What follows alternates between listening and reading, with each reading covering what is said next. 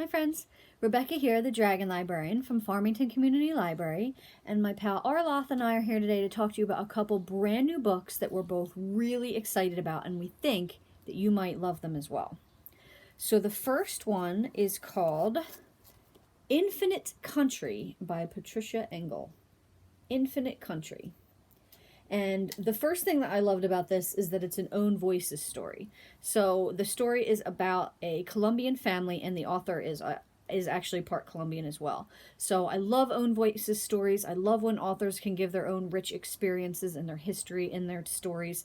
And this is one of those books. So this is about a family. It's about primarily 5 family members, but the first one, whose name is Talia, is who we meet in the beginning. She's being held in a correctional facility in Colombia, but she's got to get out because she's got a plane ticket waiting for her to reunite her with her family in the United States.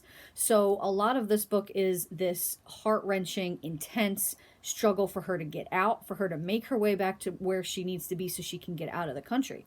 The reason she's in the correctional facility, you find out very early on in the story, so I don't want to give that away. But it's also about her parents and how they met and their journey to go to the United States, and the things that happened to them, their trials, their hardships, their triumphs. It's a beautiful, beautiful story, and it's beautifully written. I absolutely loved this. I was really just hooked right from the beginning because it's just such an amazing, moving story. And, very relevant to our times, right? So, Infinite Country, it's also a very short book. I think it's less than 200 pages.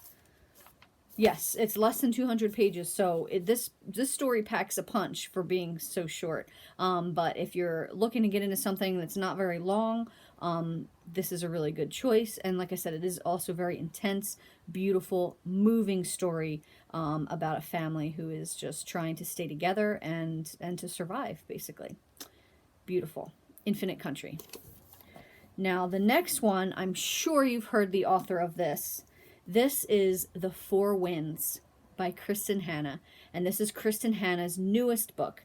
You may be familiar with some of her other books. The most recent one, aside from this one, was The Great Alone, which took place in Alaska, and then there was The Nightingale, which is also very popular. She's an amazing author, very popular for very good reason, right? There's a reason she's so popular, and it's that her books are just really good.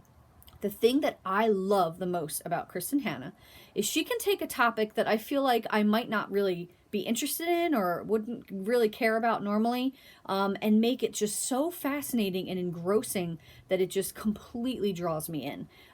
So in The Great Alone, for example, it's about a homesteading family in the 70s in Alaska. Not anything I would normally think I would be interested in, but I read it. I absolutely loved it. It was one of my favorite books of 2019, and I have a very strong feeling that this is going to be one of my favorite books of 2021.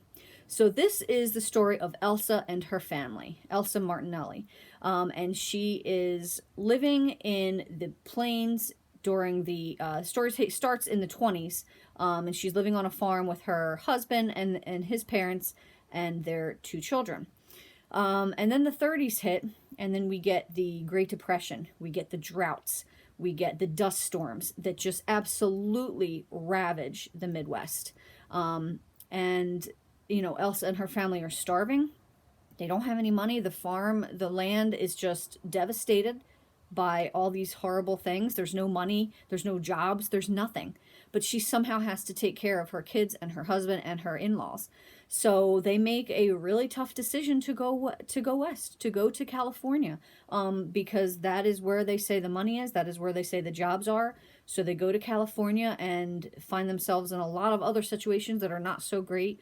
But this is just such an American story of survival, of staying strong, of fighting no matter what. It's a story of family. It's a story of love. But it's also a really amazing story about finding yourself and who you really are and the strength within. Elsa didn't have a good relationship with her own family. And, she always kind of felt like she was not worthy, that she was not worthy of love, that she was not a strong person. But in the end, she's the strongest one of all. She keeps her family alive. She does what she can for them. And this is a story that is very similar to many others that took place in the 30s during this time in this country. And this is not something I knew a lot about at all. But then I read it, and I read the authors afterward, and it made me want to learn more about it, because this is a time in our country's history that really shows the fortitude of people and how amazing human beings can be when they really try. And again, as usual with Kristin Hannah, if you haven't read anything by her before, her writing is absolutely just phenomenal. Like I said, she can take something that you might not think you're interested in, and I guarantee you will just be super interested in it by the end, and you're going to love these characters and their story.